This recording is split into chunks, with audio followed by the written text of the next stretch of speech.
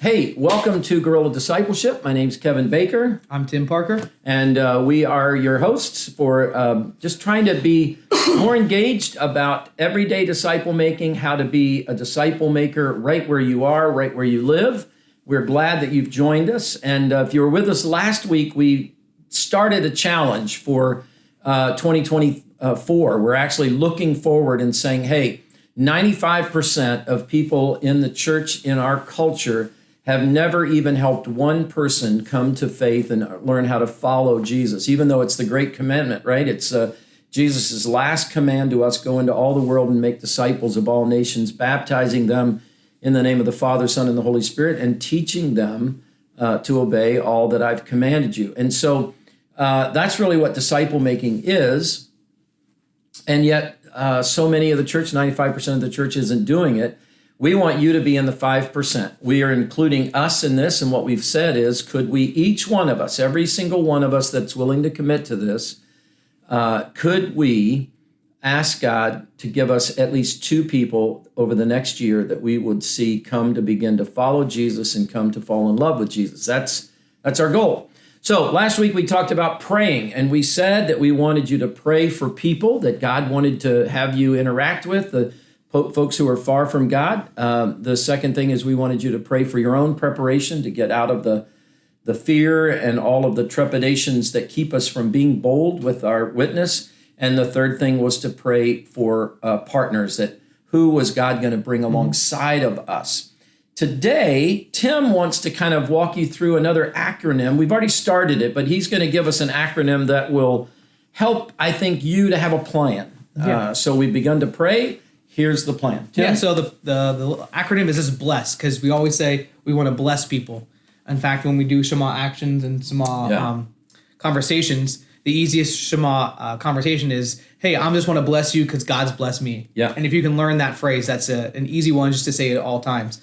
But the acronym is BLESS, B-L-E-S-S. The first one is begin with prayer. We talked tons about prayer last time. Right. I'll say it first, then we can go through each one if you would like. The second one is listen with care. That's the L. The third is E, eat together. There's something about eating that just draws us to a deeper relationship with one another. Mm-hmm. The first S is serve in love. And the last S is share the story. And so those are kind of important rhythms, I think, of a disciple maker, because they don't always have to happen sequentially. But right. I think if we're doing one of those things with each person, or we kind of have a plan of how to walk people through that, then we're always ready to prepare. We might meet someone and share our story immediately, but oftentimes than not, it has to start with a prayer, and then we have to listen. And so we can talk a little bit about listening if you like. Yeah, let's talk about listening today. I think that's the one that we struggle with the most, because a lot of previous evangelistic approaches have always been, you talk first, you control the conversation, right? You get them to admit they're a sinner or where they're going to go today when they die. And people have come to faith that way. But instead, the saying is right, God gave us one mouth and 2 ears, so we're supposed to listen more than we talk. And so I think listening with care is something that we often don't do enough. So what are we listening for? Oh boy, so when you're listening to someone, I think we want to listen for opportunities to speak care, compassion, love, truth into their life in a relational way. So if you're listening to someone's story and like, man, I had a really rough weekend. Oh, why? I don't know. Maybe they say something like, oh, my cat died. Oh, that's a time for you to be compassionate. I had a really great weekend because, I'm now an uncle. My sister gave birth. Oh, congratulations. How can you bring, God or a spiritual conversation into that? Wow, you guys must be so blessed to have, a child in your family. How do you feel? You listen I think it's easier to step in, honestly, unfortunately, when there's pain and when there's issues. But I think you just look for an opportunity to start a spiritual conversation. Even when I was in a fruit cutting factory back in college, I won't get into that story. The manager came up to me and just started talking about marriage and weddings and started saying, Tim, what do you believe? And I was like, well, here, and just kind of opened up because he had, it was a whole entire other story, but it was just kind of an opportunity where the door opened and walk into it. So I think, tell me if you would agree with this, Tim. I think basically listening means that we're interested in the other person's life. Yes. It means that we don't have an agenda. We're just like, hey, tell me about yourself. Tell me about what you do. Tell me about what's going on in your life. However, again, all of this should be organic. we're not, we're not detectives, but we are asking out of genuine desire to get to know someone. And out of that listening, then we have a context in which to begin to have a relationship. It's hard to have a relationship with someone if I don't know anything about them. And so listening, instead of doing all the talking, Jesus did this. He was constantly listening to what was going on in the people's lives around him. He had the ability to see needs and even ways that they weren't speaking. He saw the woman at the well. He saw her needs, but he listened. He asked her for help and listened to her. So I love that, listening. And I want to add, if I could. There's a lot to add to that. I want to say, I think the other part of this, and it goes along with praying for me, is to listen to God, is to actually put yourself in a place where you expect God to speak. So many people say, I just never hear from God. And yet I wonder how many times we give him time in our lives where in our prayer life, I think most of the time we're pouring out to him, God, I want, God, I want, God, I want. But to set aside time every day, if you can, 5 minutes, just to say, God, I'm purposefully listening for you right now. Now, I'm going to tell you how this works in my life. I do what I'm just recommending to you. I do ask. In fact, even this morning on the way in, I was praying. I felt like it was a place where I needed to stop. And I just said, God, I want you to speak into this. The truth is, a lot of times when I ask God to speak into me on something, it's not like I hear something right away or I know something. God seems to speak to me when I'm least expecting it. I don't know if that's just me and my ADD. I don't know, but I will I'll just hear God. In fact, I was with some people. This is a tangent, but can I take us on a tangent for a second? Yeah. I was with some folks the other day, and they run a Bible study with some young men, and one of the guys, a new guy, had come to the Bible study. And he asked a bunch of questions, like, how do you know if it's God's voice or it's your head? It's your own thoughts. And I thought that was a good question. How do you know that? How do we know that? And this was my answer, instead of putting Tim on the spot, because I didn't tell him I was going to ask that question or make that statement. Jesus answered that for us. He said, my sheep know my voice. So it's impossible to know whose voice you're hearing if you don't know the one speaking. If once you begin to know someone, you can recognize their voice in a crowd. You could be unable to see them, and you could hear them talking, and you could say, "Boy, I think that's my friend Tim Parker over there." He has a distinct voice, he has a distinct laugh, whatever it is. And so, what we want is to hear his voice. We've got to get to know him. And we've got to, and the way to get to know him is by obeying him, by looking at his word, reading his word, seeing how he's at work in the world today. But I need to develop a personal relationship with him because I want to be his sheep so that I can hear his voice. The other way is to just give him time to speak to you. Ask him and say, God, I'm going to listen to you. So it may be that you'll start your prayer time, as we said last week, asking God for names. Yeah. God, who lay on my heart. And it may be, this is how I would expect that's going to happen, that if you're saying, God, lay on my heart some names, that as you quiet yourself, names are going to come. You may not hear a voice, you just hear names. Did God speak to you? I would assume so. You asked for names and names started coming. And so now you're beginning to say, okay, God, I'm going to pray for these names. I'm going to pray over these names. So listening, that second step in the bless, begin to pray is the B. The L is not only listening to God. God, who is it that you want me to reach out to? Who is it that you're beginning to show me? And he may have names that you don't even know yet. He may put a person's name and you're like, I don't even know a David. Wait for what God's going to do in that regard. But you also, I love what Tim is saying, and that is we want to start with, as we approach people with, hey, I want to know you better. And so we want to listen to them. Let me let you speak. No, I'll just say that there's a guy that who checks me in when I go to the gym. He stands there, and I'll ask a conversation, and then next week when I go, I'll continue the conversation based on what we had before. because I want to show them that I care and that I'm listening. That's good. And I often ask way more questions than I talk and ask who they are more than I talk about myself. I met with a guy 3 or 4 times once before he ever asked what I did for a living and any question about me. And that shows that you want to invest in them. And once you invest in someone, then you can have honest conversations, and then you can take the conversations from not just meaningful, but spiritual. And so I think it's listening to see how we move those conversations from casual to meaningful to spiritual to invitation. Yeah, and so listening, really, I want to just say it's a lost art, unfortunately.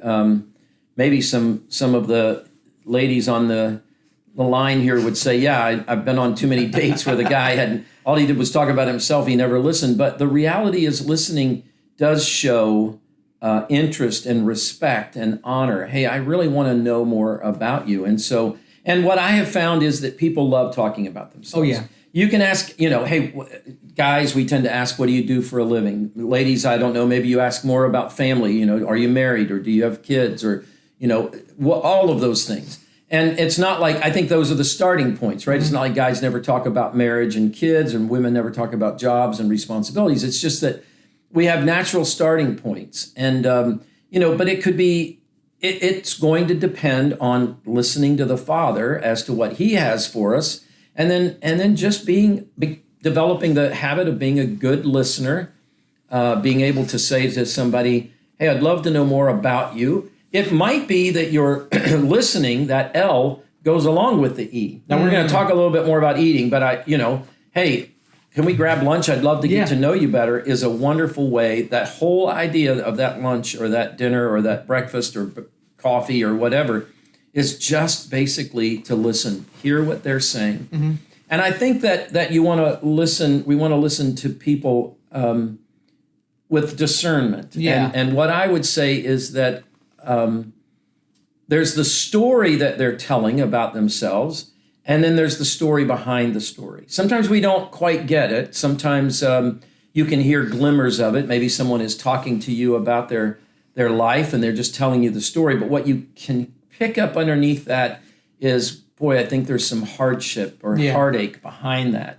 And that's where you would want to say, boy, do I sense some heartache behind that? And give them permission to say, yeah, there is, but I don't really want to talk about it. Or there is, and man, thank you for hearing that. Because sometimes people are afraid to talk about the story behind the story. They think you don't really care or don't have the time. I'll share a quick story, if that's okay. When I was doing church planting, I want to listen.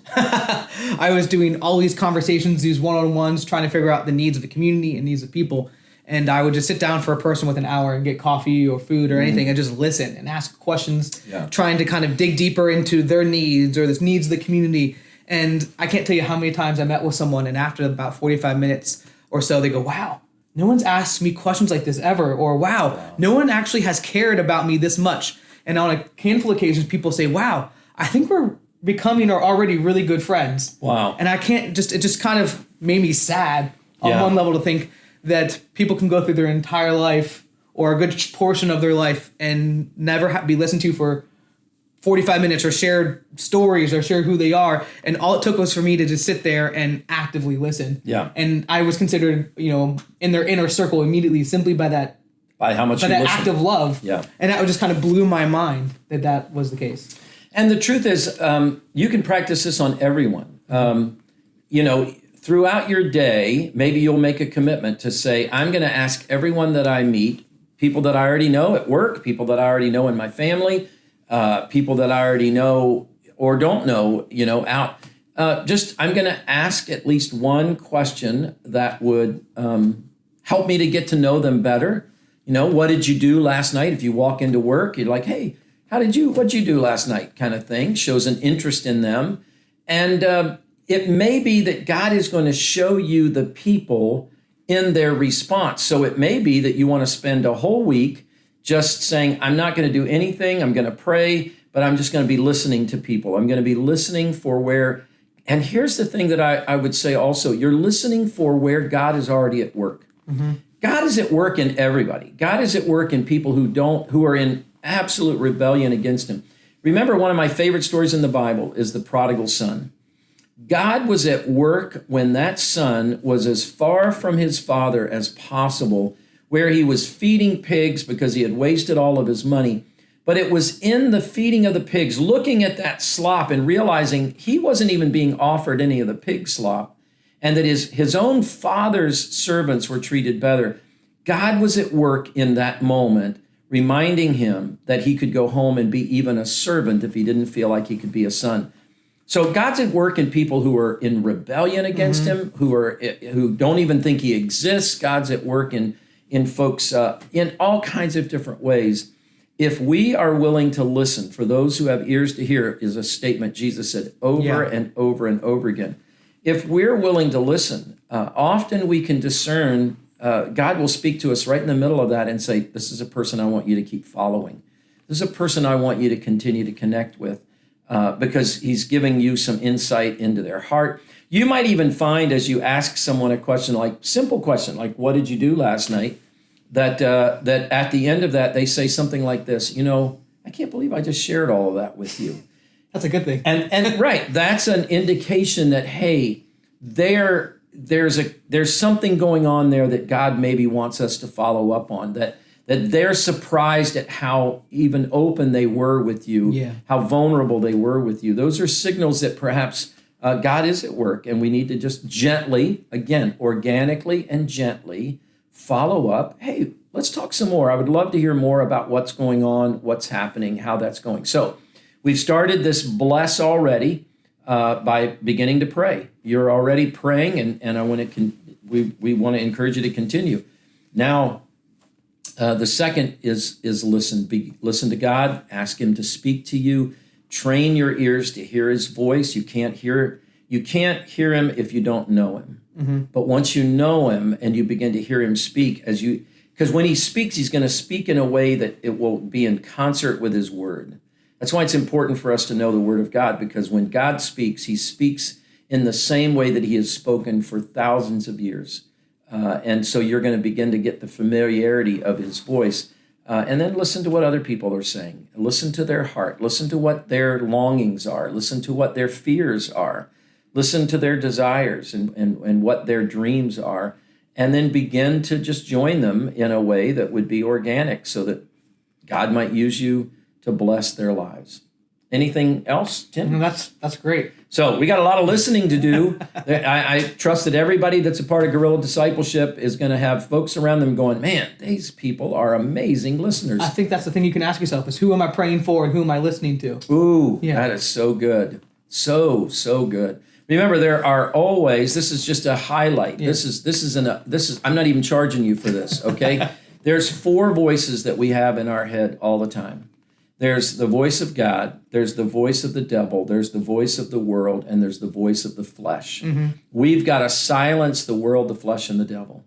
And we want to just listen to the Spirit of God. Sometimes those other voices scream at us, and the voice of God is a gentle whisper. So we've got to put a halt to the screamings of the world of what needs to get done and how you need to strive harder. And you've got to put a sort of silencer on the devil who's tempting you to just say you're not worthy of this. This is not something that you can do. It'll never work. God's not going to use you. Whatever that voice is coming into your head, it's not God's, I can assure you. And then the voice of your own flesh, the voice of fear, the voice of distraction, whatever it might be. So listen for that voice of God. It's not the world. It's not the flesh. It's not the devil. Those are the things we want to silence. Take those thoughts captive so we can hear God's voice. Hey, thank you for joining us. As always, Tim and I love to hear from you. You know our emails, kbaker@oakdale.church. tparker@oakdale.church. You can comment below. We always want to hear from you. Thanks for being a part of Guerrilla Discipleship. Share us with your friends. Let's get a whole group of people listening, and we'll see you next week.